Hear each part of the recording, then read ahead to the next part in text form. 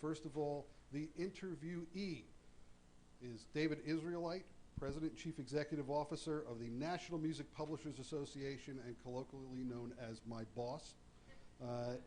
He used to be, what an amazing Washington career, the Deputy Chief of Staff and Counselor to the Attorney General of the United States, John Ashcroft. And in March of 2004, the Attorney General appointed him as the chairman of the department's task force on intellectual property, which I gather is when you really started thinking about these issues more than before. Before he joined the Justice Department, he served as the Director of Political and Governmental Affairs for the Republican National Committee, which makes for fantastic debates in our office on all sorts of things and issues. As he says, he will have his day again, and I'm sure he will. John Rudolph, the interviewer in this particular endeavor here, is the CEO of Bug Music. He has a professional career that really started in corporate finance, really with IBM, so started with a pretty legitimate company. And he worked his way into the publishing business, really working with Windswept Pacific and some other companies that bought and sold publishing rights across the board. And in July 2006, he assumed the reins of Bug Music as its CEO, and I can tell you, personally, I think it's one of the finest, independent publishers in the country, innovative and incredibly fair to their songwriters, and very much proactive in what they do. So these are the two guys. John is going to ask questions of David.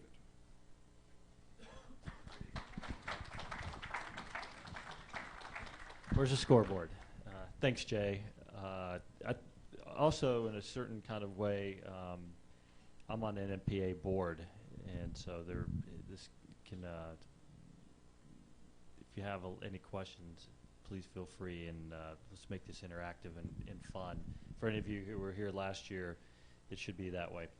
So I think it's pretty useful, and where we're going to start out is just to get everybody up to speed, and it's Friday afternoon, and so it might help. But David, so besides being a fantastic poker player, which is true, can you tell us what is the NMPA? Who is the NMPA?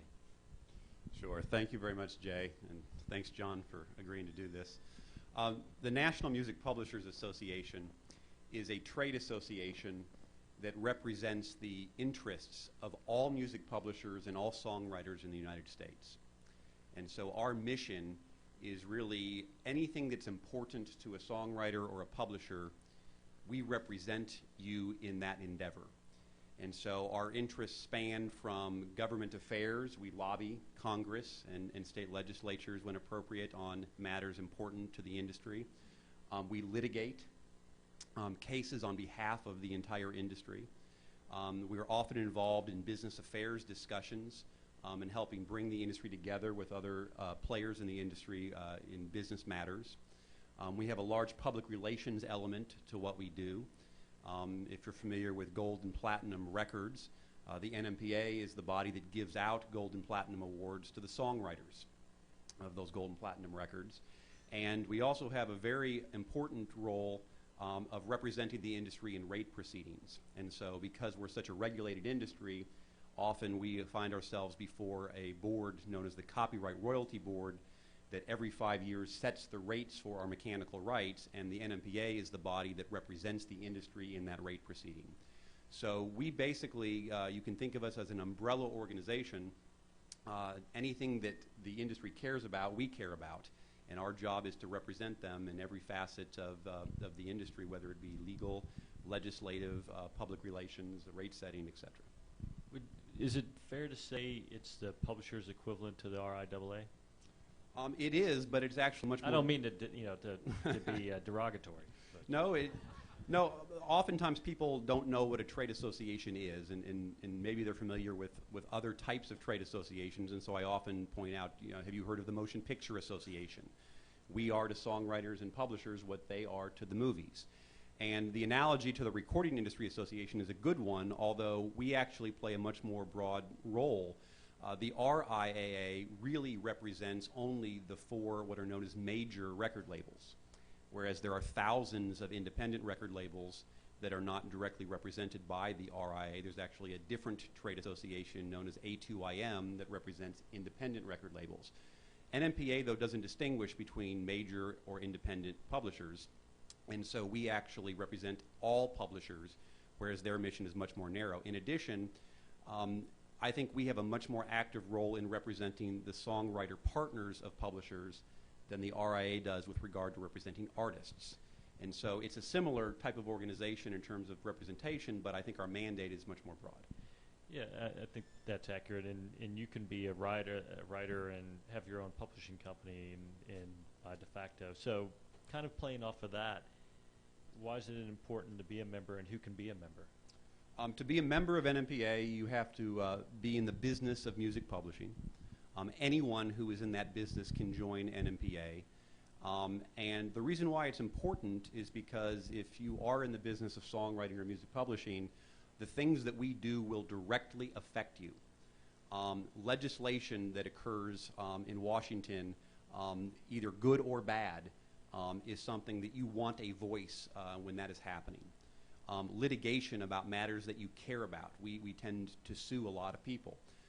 We protect your rights in doing that, and so you want to be a part of that because you are protected when we bring these lawsuits, but in addition, you benefit when we win these lawsuits.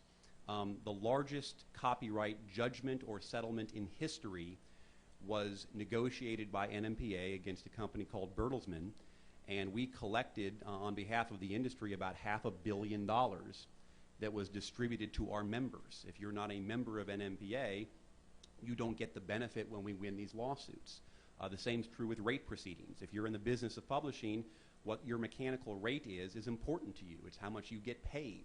Well, that process is determined by our representation of the industry in that court proceeding. And so there are a whole host of reasons that being a member is important of NMPA. The newest one being what I just mentioned, which is our new Gold and Platinum program. For 50 years, record labels would give out a gold or platinum record to an artist that had a certain number of sales. And the songwriters of those records were never recognized until just a few years ago when NMPA launched a partnership program where now, if you are the writer on a gold or platinum record, you will get your own gold or platinum award as a songwriter. But to get that, you've got to be a member of NMPA. So there are a lot of reasons. Membership is actually only $100 a year, so it's not an expensive proposition. Most of our money is made through our wholly owned subsidiary, which is the Harry Fox Agency, which does a wonderful job, but our position at NMPA is it doesn't matter whether you use them or not. We want you to be a member of NMPA regardless of whether you choose to use the Harry Fox Agency to license and collect your mechanicals. And so by being a member of NMPA for $100, you actually are getting quite a deal given the amount of money we invest in these litigations and the legislative efforts, et cetera. I think it should be noted too that David has been with the NMPA for how long now? 4.5 years. 4.5 years. And one of the primary things David did when he arrived it was make sure that the NMPA was an organization that wasn't, kind of as restrictive in its membership as RIAA was, and that some of the kind of maybe older membership qualifications were eased that allowed there to be this acceptance, if you would, or a broader membership, primarily for the reason that we were just talking about.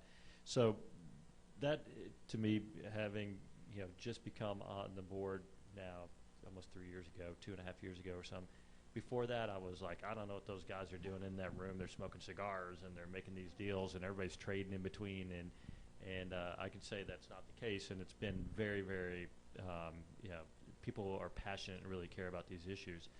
I think it'd be interesting too, I know all the staff, your staff, and I've been to the office several times in Washington, but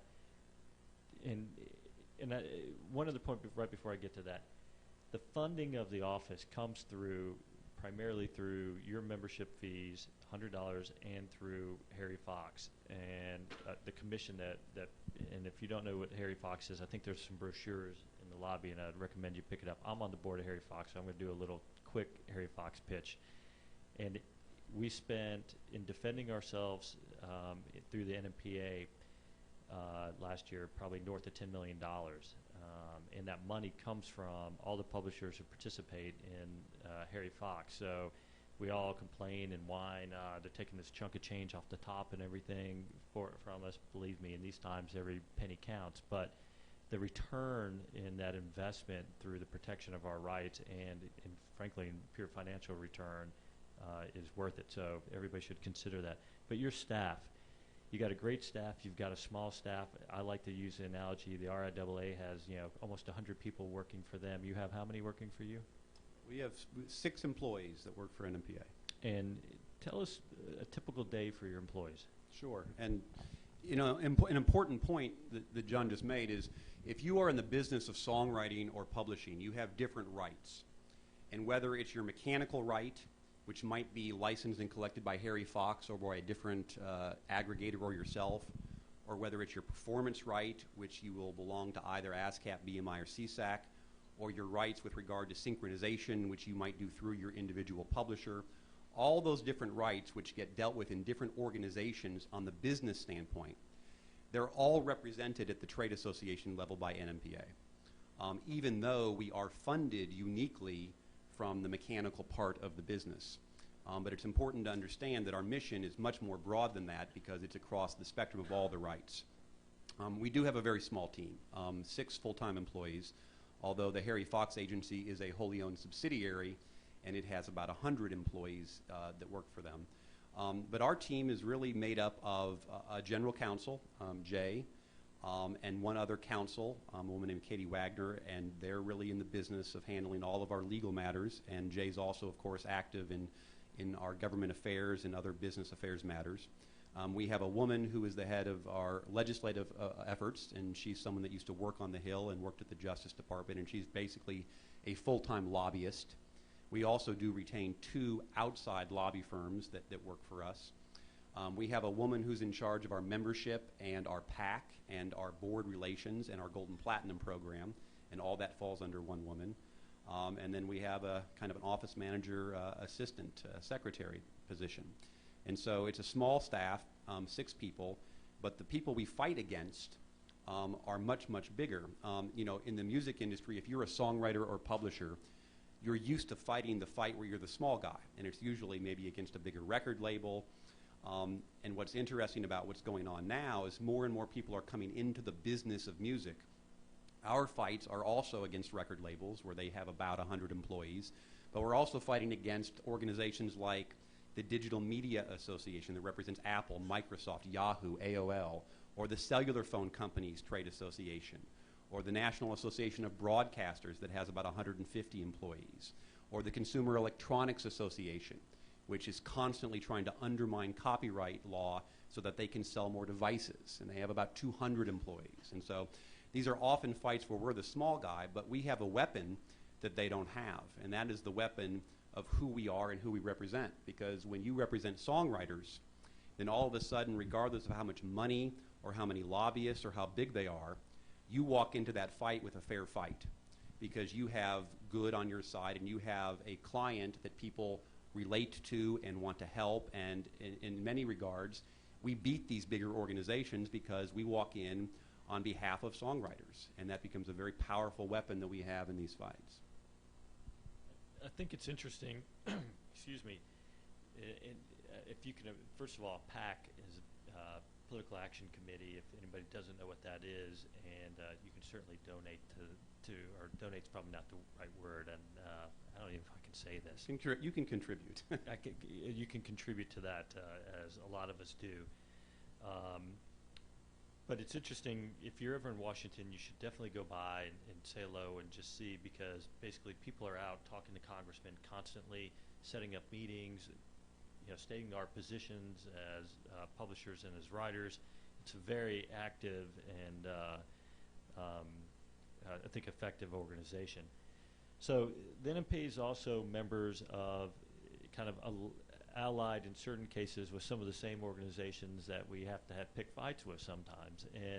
But there's a couple that we're really aligned with.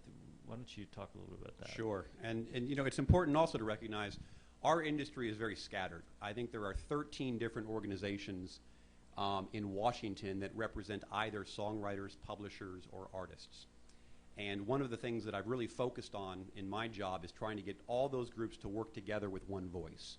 And so getting the 3 performance right organizations and the songwriter groups and the other publisher organizations together has been something we've been very successful at doing things as a group and not having our voice kind of dissipated through the scatteredness of who we are. But we also belong to a lot of other groups, and actually NMPA was instrumental in founding 2 of them in particular. One is known as the International Intellectual Property Alliance, and it's a coalition of groups that includes motion picture, book publishing, software, video games, and music that have all come together to jointly lobby for stronger intellectual property protection on a global basis. And that's an organization that's been very effective in dealing with things like trade sanctions, the Special 301 process, working with our trade representative, the State Department, other agencies with other countries. The other organization is one that we launched called the Copyright Alliance. And if anyone's not familiar with that, they've got a great website. And it's a collection of basically every interest you can think of that has an interest in copyright that have come together under one umbrella to advocate for copyright. You know, it's been a long criticism that the voices of anti-copyright have been louder and more organized. And so whether you're dealing with a guy like Larry Lessig or organizations like the Consumer Electronics Association or the list goes on and on of these organizations whose mission it is to erode copyright, we seem to never have a place to go for an answer. And the Copyright Alliance has become that place. And in just a few short years, we now are at a place where I think we very effectively have pooled all the resources of all copyright interests and are doing a lot of educational things. We're speaking with one voice. And it's true. We live a schizophrenic life. In the music industry, we spend half of our time working with other members of the music industry on issues of commonality. But at the same time, we spend the other half of our time beating the hell out of each other over issues that divide us. And you just have to approach it with the mindset of, on issues where we're allies, we work together. On an issue where we're not, we try to win. And that's the way you go about it. What's the general attitude in Washington towards intellectual property protection, creators' rights, the value of music, both in economic terms, trade terms, but also in cultural terms?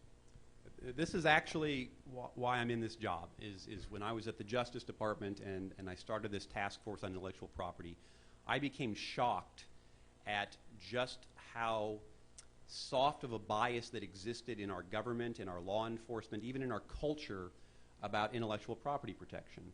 And what I think we're seeing is, like a lot of other problems in the country, you wait until they get to a point of crisis before you really get your attention focused on it, and then you deal with it.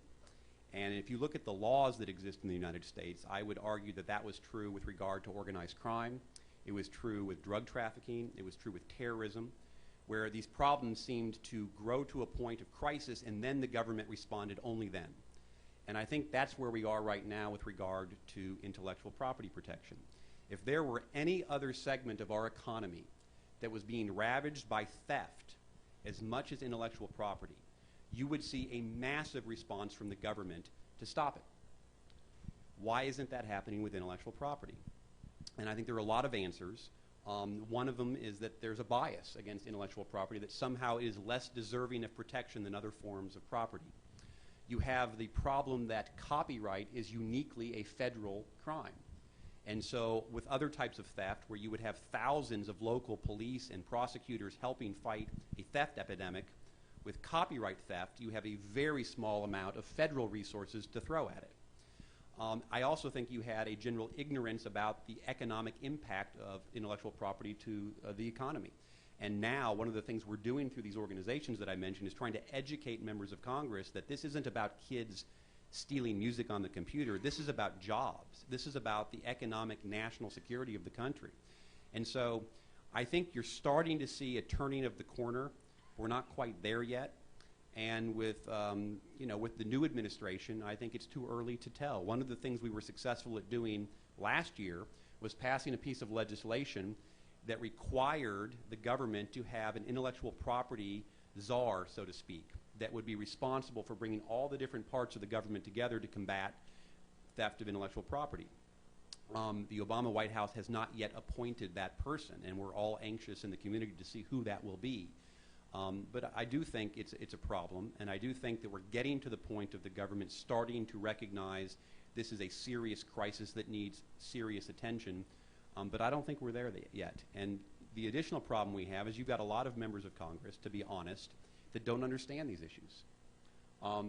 They don't understand digital transmissions and the issues involved with peer-to-peer networks or illegal downloading, or a lot of the things that go on that are challenges for us, because they don't use iPods, they don't use peer-to-peer networks, they don't even use computers sometimes. And so there's an education process for members of Congress as well. But it's one that's why we're there. That's what we're trying to do. That's our job, is to help educate them and to get their attention. So the long-winded answer to answer your question is, with this administration, I think it's too early to tell. The appointments have been mixed so far. There have been some very strong appointments at the Justice Department, some other appointments that have been more, you would say, technology-friendly and less copyright-friendly in other agencies. We're waiting on the new copyright czar. And in Congress, I think we have very strong advocates that head our judiciary committees, but as a general matter, Congress is not giving these issues the attention they deserve. And I believe strongly that it's a matter of getting their focus, like we did with organized crime, with drug trafficking, with terrorism, where you have to shake them into a point of it's gotten too far and you have to kind of adjust the pendulum back the other way. Is, being from small town Tennessee, and, imagine that Capitol Hill, granted my education on the whole process has become much different over the last, couple of years. But is there things that these folks, whether they're lawyers or creators or artists or writers themselves, can actually do? Can they help in that education? Absolutely, and the best way is through the involvement of these organizations where that's what they do. By belonging to your PRO or to your NMPA, you are supporting these efforts to get Congress involved, and what our job is to get our members involved in communicating with Congress. It's a difficult proposition because, unlike a lot of other industries, you're just not going to flood the offices of a congressman or a senator with songwriters, whereas you might do that on some other issues. But we're very effective in Washington when we bring people to Washington and we go and we meet with members of Congress. I can promise you that if you walk a member of Congress's favorite musician into their office, that in 10 minutes they can do more good than I can do in a year, because that's where the connection happens. And so getting artists and songwriters invested in doing something personally is a challenge, but when you do it, it really produces fantastic results. And so that's been what we've been trying to do. So, as we both know, we spend a lot of time thinking about how to right the wrongs, fighting the good fight. What's on the agenda? What are we working on? What's the status? It's hard. We don't have enough time to go into all the things that we're working on, but let me give you a little flavor of kind of what we're engaged in right now. The first issue I would point out is that we have just come off I think, incredible victory in our most recent royalty board proceeding. This was the Copyright Royalty Board proceeding that told us how much money we get from our mechanical rights. It was a trial that lasted about a year. We spent millions and millions of dollars defending our position. We had very strong opponents with the Recording Industry Association and the Digital Media Association on the other side. And you can boil it down pretty simply that we wanted to get paid more and they wanted us to get paid less. At the end of the trial, we got some very important things from the court. We kept our penny rate for mechanical rights, which is a very important thing for us, whereas the other side wanted us to be forced into a percentage of revenue type model. We were able to keep our rate from getting cut altogether. We settled some of the most contentious issues with regard to new business models like interactive streaming and limited downloading. But then we got something that we really didn't appreciate, I think, until now, and that is, for the first time ever in the 100 years that we've been governed by a compulsory license, we got what's known as a late fee, which says that if a record label pays us late, they now have to pay us 1.5% interest per month. 18% per year. And I don't think we appreciated how important that was until we saw the reaction from the record labels when they realized that they have to pay us 1.5% per month when they are late in paying us, because the truth is they pay us late. On average, they release a record and it is more than a year later before they come to even seek a license and begin payment. Under this model, they will already be 9 months late under their current business practices. In addition, they are sitting on millions of dollars that belong to songwriters and publishers that they can't identify to whom to send it to, and until now it hasn't been a big problem for them. They've been happy to sit on the money and wait for someone to come ask for it. As of March of this year, that money that they hold that is not their money is accumulating interest at 1.5% a month. And we estimate it's about $300 million. So we are in the process right now of negotiating with the record labels how we are going to help them help themselves by giving us our money. And it is an incredibly intensive, hard negotiation, but it basically is fighting after beating them at trial. So that's one thing. Secondly, we are engaged in a lot of litigations right now that are very important to the industry. We have a class action lawsuit against YouTube. 3 of the 4 major music companies have settled, but if you are a songwriter or publisher that's not part of one of those 3, you currently are not getting paid a penny from the use of your music on YouTube. Google paid $1.65 billion to buy YouTube. And what did they buy? What they bought was a portal to look at our music. And so this class action lawsuit will lead, I think, eventually not only to solving the problem of YouTube particular, but to an entire business model that thinks that it can put up copyrighted material and not pay for it. We have a class action lawsuit that was just settled within the last 2 weeks against XM Satellite Radio. They were selling devices that made copies, but they wanted to only pay the limited right to broadcast the signal. We were able to collect several $1 million from XM, and we're about to collect several $1 million from Sirius that we had to deal with separately because it dealt with before the merger. We filed a lawsuit this past week against 2 of the most egregious sites that put lyrics up without a license in an attempt to make money. And let me thank John is one of the 3 companies, and Ann Sweeney is one of the 3 companies who stepped forward on behalf of the entire community and agreed to serve as plaintiffs in this lawsuit that we just filed within the past week. We are going after websites that put up tablature and sheet music and lyrics that attempt to profit off the backs of what we do without a license. And so far, we've been really successful at getting these sites to voluntarily shut down or license. We've gone after several hundred of them, and most of them have either shut down or licensed. But these 2 that we sued refused to do that, and so now we've moved to the next stage of litigation. And that's something we're doing on behalf of really the entire industry. You know, just real quick on the lyrics thing, just so you understand, I'd like to continue to give flavor about what's happening in the NMPA office. And there's a program that Jay effectively runs with his staff and with some outside counsel where all they're doing is looking for illegal lyric sites and sending them takedown notices constantly. So, I mean, it's like whack-a-mole. One goes down, it pops up over here. And you wonder, just to give some context behind it, you wonder why, you know, there's a certain part of you goes, well, you know, I used to buy an album, I got the lyrics, is it really, you know, I mean, is it that big of a deal? And the answer is yes, it's absolutely a huge deal because we do license legitimate folks. You can get it. It's still free to you. It's just that we're participating in the ad revenues that they're making off of our content. So in all the arguments that you always hear out there in the digital world on how publishers or record companies are, you know, not being very, you know, proactive in the spread of these kind of new technologies, remember, it's not that we don't want to be proactive. We do want to be proactive. We just want some of the money they're getting versus not giving us anything. Because remember, they are getting money. Otherwise, they're not doing it. It costs them money for bandwidth, it costs them money for their computers, all those different things. It's just that they want to keep it all, and they don't want to pay for the product that they're using to get paid for. Little commentary. Keep going. No, that's absolutely true. And so, you know, those are some of the legal things that we're doing right now. Let me give you an example of what's going on in Congress that probably is the most important issue for us. As we all know, we currently have a performance right with regard to broadcast radio, and record labels and artists in this country do not. And there is an effort underway by the record labels and artists to create a new right for them to get paid by broadcast radio. And the reason's fairly simple.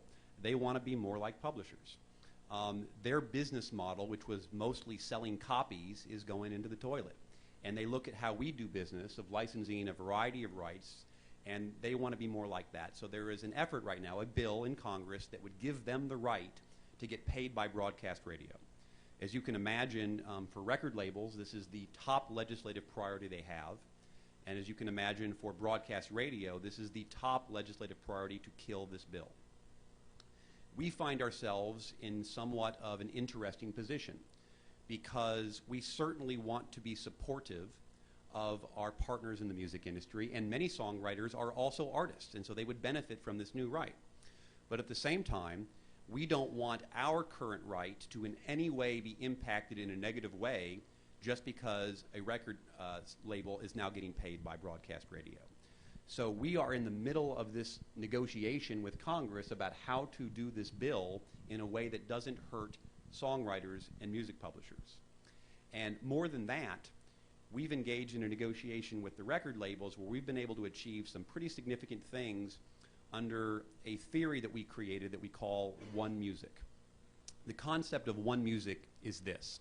If you look at the old way that the music business worked, people in this room understand this, but most consumers, most people don't think about this, they don't get this. There are two different copyrights, and the old model was fairly simple. We would license our copyright to a record label, and the record label would sell a product to a consumer. They would collect the money from the consumer, and they would pay us. That's the way that the music business worked. And we had a direct opposite economic interest.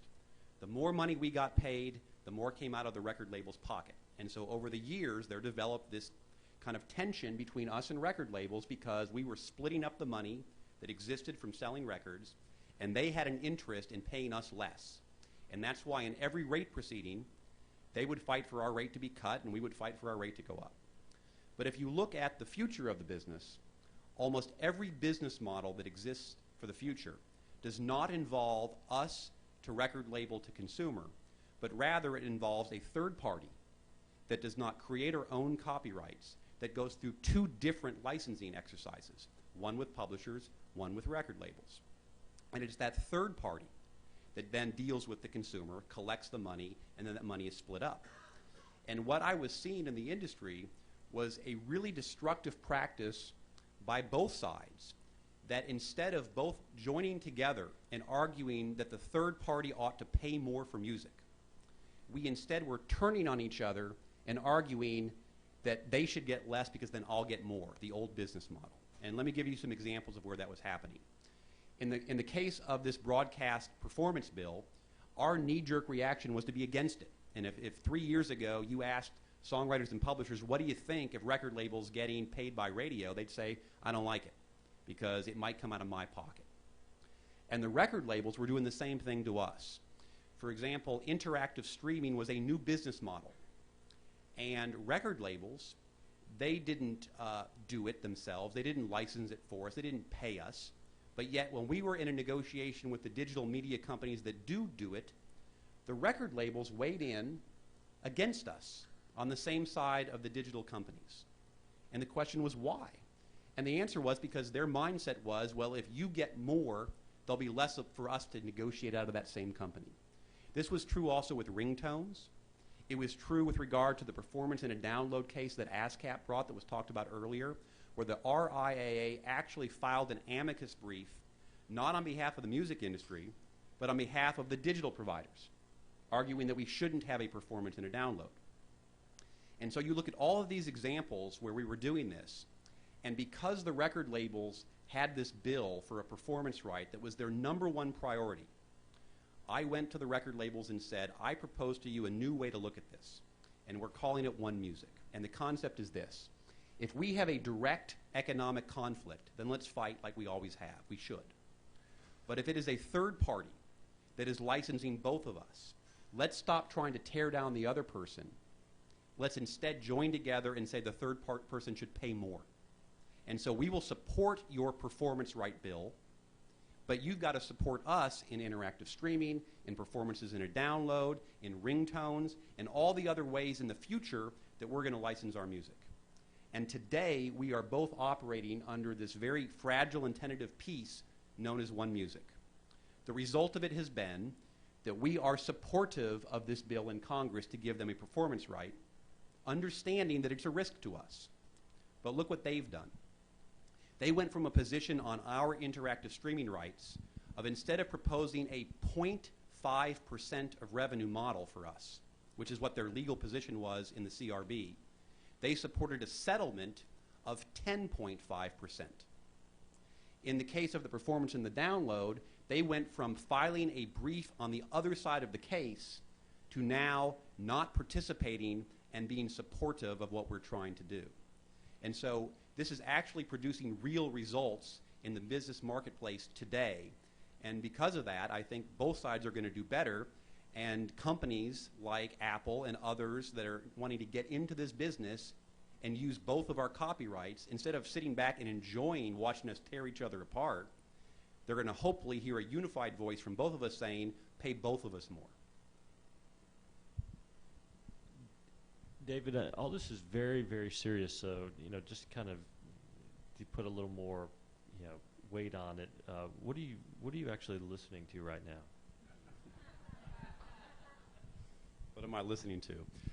I always ask people that too, because I'm fascinated by how people discover music. The way that I discover music, I definitely discover music through sites like Pandora.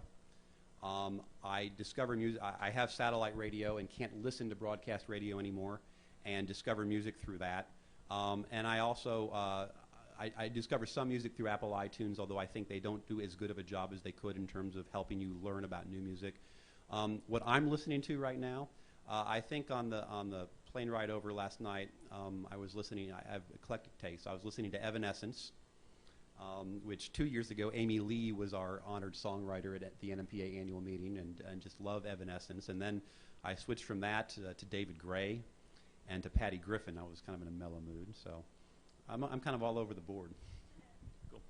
So let's open it up, and if anybody has some questions, Tom?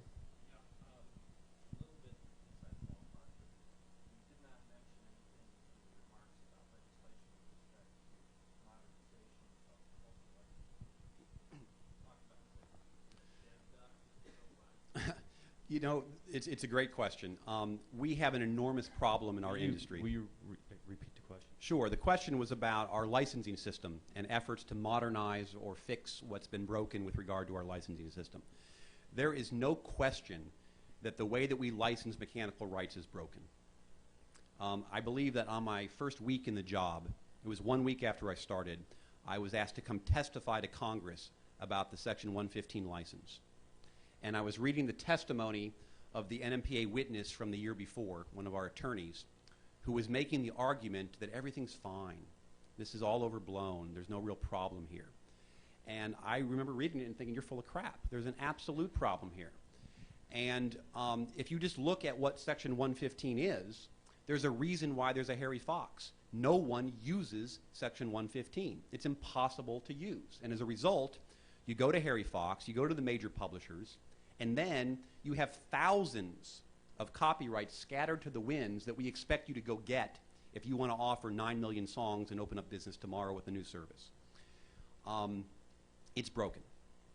And in addition, we love to complain about what's known as the pass-through license. This is the idea that a record label, which has a legal right under Section 115, to pass our rights to the digital service provider under law, when we hate it. But yet the reason why it happens is because the digital service providers don't want to license from us directly because it's so hard. And so several years ago, we actually entered into a partnership with the Digital Media Association, and we worked out a bill that was known as CIRA. And the CIRA bill was an attempt to create a fix to this problem of how we license. And this is a unique problem in the United States. In every other country, you can go to one place and get all the mechanical rights that you need, And in this country, our performance licenses work pretty well. You can go to 3 places and pretty much get all the rights that you need, but just not in this country in the mechanical world. And so we had a piece of legislation several years ago that I really think would have been a wonderful thing for the industry. And the legislation died ultimately because it didn't have the support of the record labels. It was fought against strongly by groups like the National Association of Broadcasters and the Cellular Phone Industry Association, and the efforts of the publishing and DEMA fell a little bit short. And I think everyone left that fight with kind of an exhaustion of, if we couldn't get it done then, it's just not going to get done. What's happened since then is the most contentious issue in that bill, which is our rights in new business models, has mostly been resolved. And so there's been discussion about, should we revive this effort to fix it? The answer is, there is no current effort by anyone in Congress to do this. The parties are not aggressively trying to push this in Congress right now. But I do think that it needs to happen, and that there is a recognition that it needs to happen, and it will happen at some point. It's just a question of what it looks like and when it's going to happen. I don't think that we're going to go to a model of one entity that's going to license for all mechanicals. I don't think that a lot of publishers would want that. They enjoy a certain amount the broken system. But I do think we've got to get to a place similar to what we've gotten in the performance world, where naturally, it wasn't created by any act of Congress, but naturally 3 companies developed where if you're a songwriter or a publisher, you join one of those 3 companies, because if you don't, you're not going to get paid. And so to create a marketplace in the mechanical world where there are multiple organizations you could join to license and collect your mechanicals, that's limited enough that the user doesn't have to go to too many places, but leaves enough choice that you're not being forced into a bureaucratic institution that you don't want to belong to, that's where the answer lies, I think. And I think we'll take another stab at it. It won't be this year. It may not be next year, but it's got to happen. And in particular, it's got to happen because almost all of the future of the business is involving these third parties, and I want to get record labels out of the middle. I don't like it when they license our stuff to third parties and then collect it and then tell us what we get. It takes us longer to get paid. We're not sure we get paid all the money we're due. We don't get to audit the third party. We have to audit the label.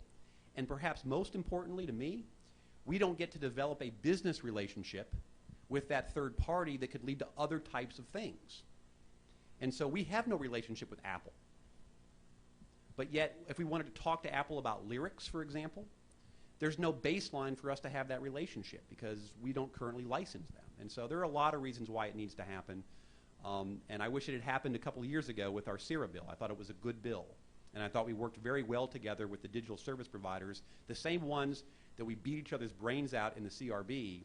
We worked together to fix this problem. And well, I'm sure we'll take another run at it. I think, too, on that, there is discussion about a commercial solution. And when I say commercial, I'm not necessarily saying for-profit, but a solution among the parties. Because for lack of better words, this is America, and there are some people who don't want their stuff licensed. As we all know, there's been huge acts that have held their stuff out for this particular purpose, not just for monetary reasons, for whatever reason they want. So there's been, I think, very healthy, productive conversations about trying to create that underlying basis. Anyone else?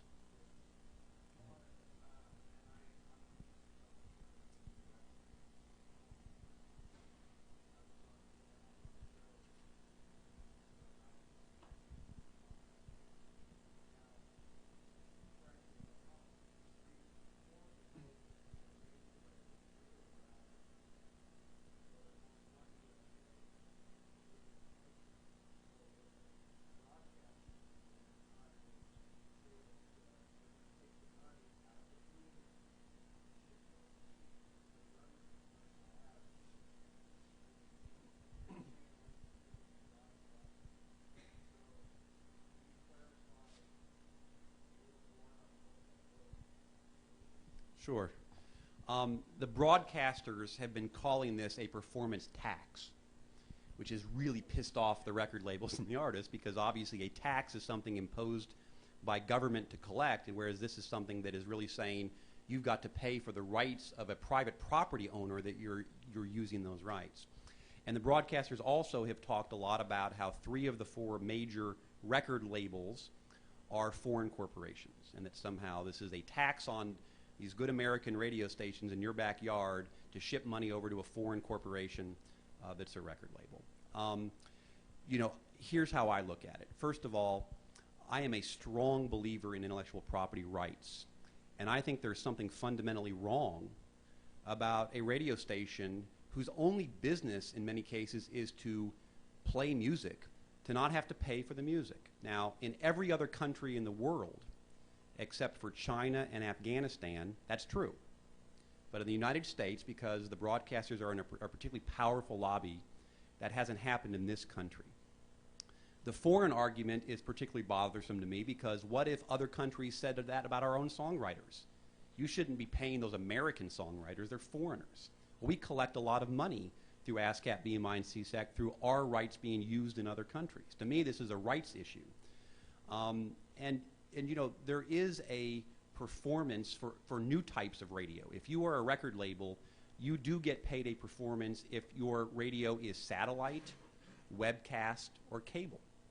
And it's because the broadcasters back in 1995 said, oh yeah, we'll let those other new guys get this fee, but we don't want it for ourselves. And so you're asking radio on new medium to compete against broadcast radio on unfair terms, because the broadcast radio stations don't have to pay labels and artists, whereas webcasters do.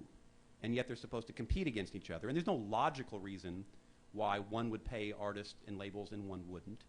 So philosophically, I'm very supportive of this, but coming as an advocate of music publishers and songwriters, I want to make sure that this is money that the broadcasters are having to pay on top of what they pay us, not come out of what they're paying us. And so the way that we're approaching this is that in the legislation, it basically says when you set the rates for ASCAP and BMI through this rate court procedure, you as a judge may not take into account the fee that the broadcasters pay the artists and labels when setting the rate for the songwriters and the music publishers.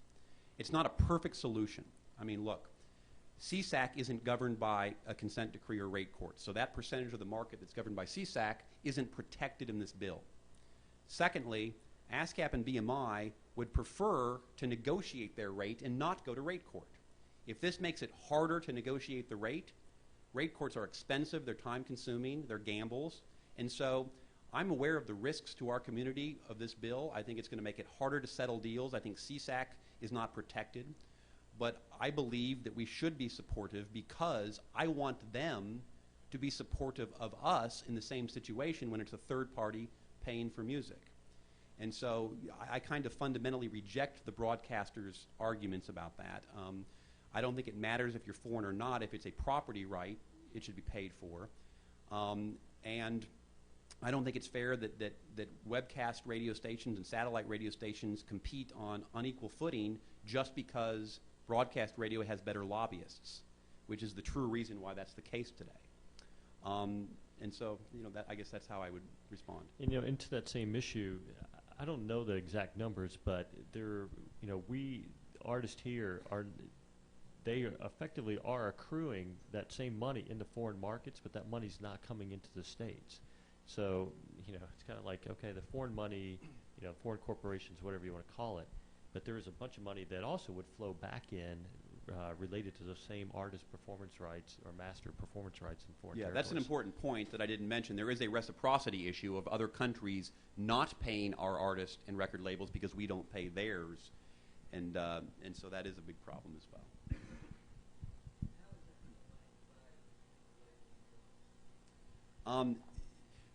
It's an interesting question. You know, the record labels back in 1995, when they were trying to establish this limited performance right for new media, for web, satellite, cable, because the argument was raised that, well, you guys have a history of screwing your artists, they agreed to something to get the new right that they never would have agreed to otherwise, and that was the creation of a body known as Sound Exchange. Sound Exchange is a licensing agency for this limited performance right that licenses and then collects the money and then sends it directly to the artist and directly to the label, much like our PROs do with publishers and writers. This new performance right that the labels are attempting to get would go through the current sound exchange system, which means they could not recoup their advances against it. It would pay directly to artists. And the only reason they're willing to do that is because they know that's the only way to try to get this passed. And so I think the artist groups have been just as strongly in favor of this as the record labels, because they recognize this would be something that would benefit them directly, and it would not be a case of it going through the label where recoupment or other games could be played.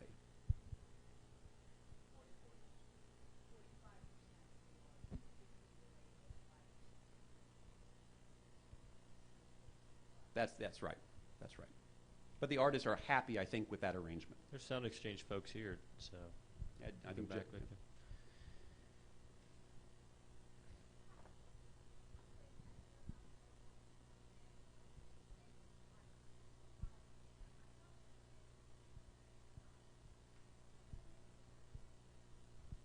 The trade association?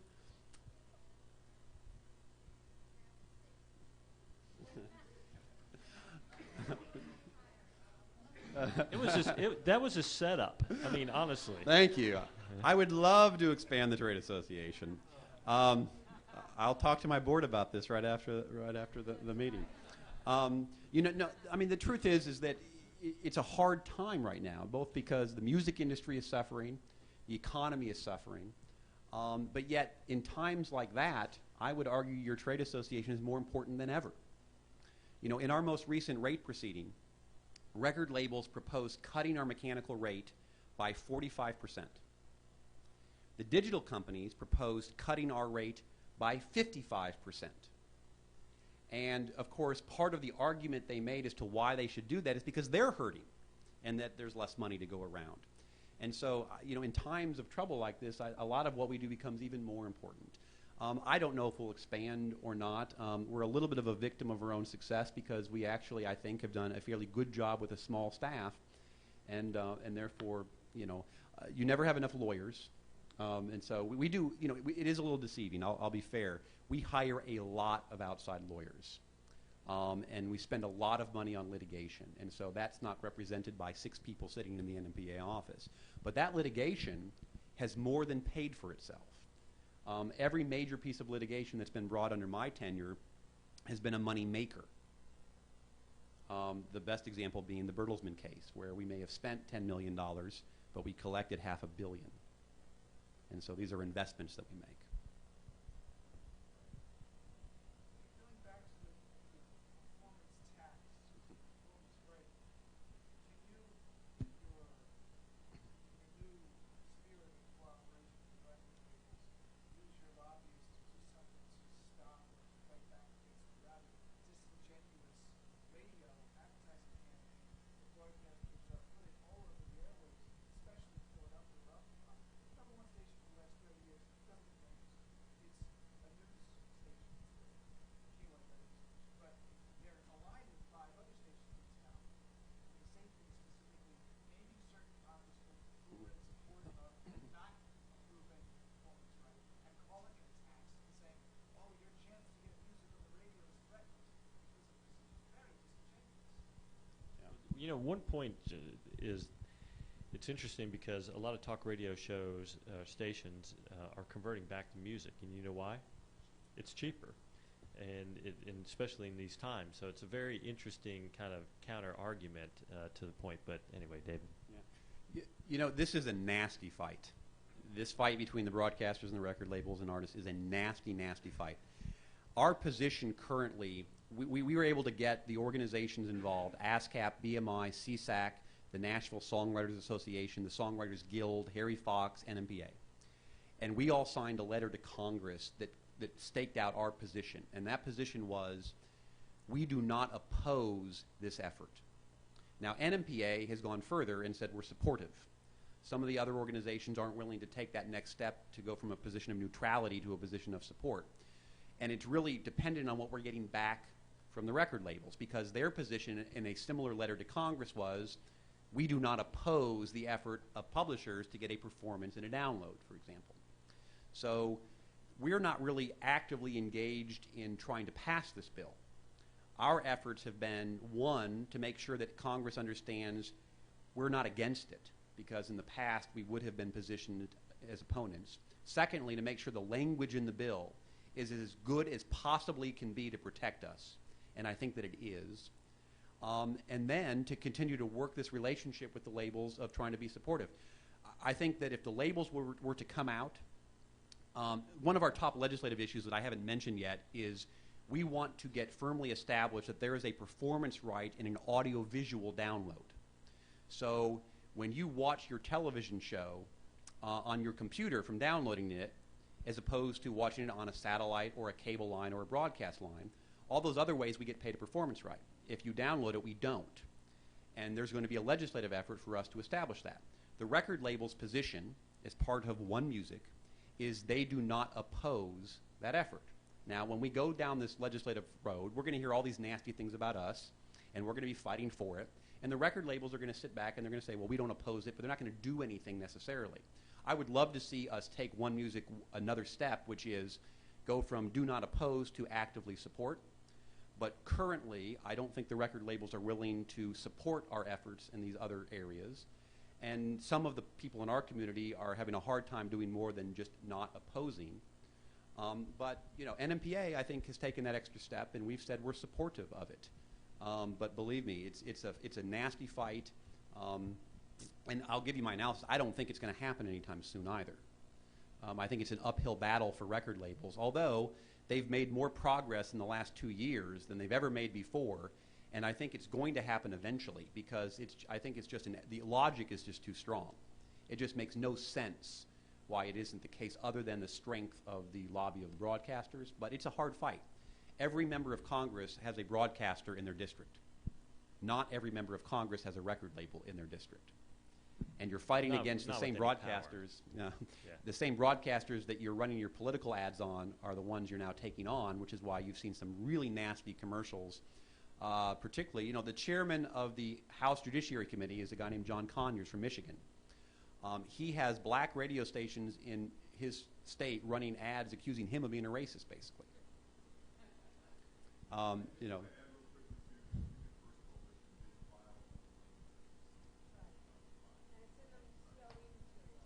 Yeah, there's been an FCC complaint on a couple of different points. One, that the radio stations are running these ads under their public service obligations, and they're not, that they're refusing to run the ads of the record labels. And then there's also an allegation that they are retaliating against artists who speak out in favor of this right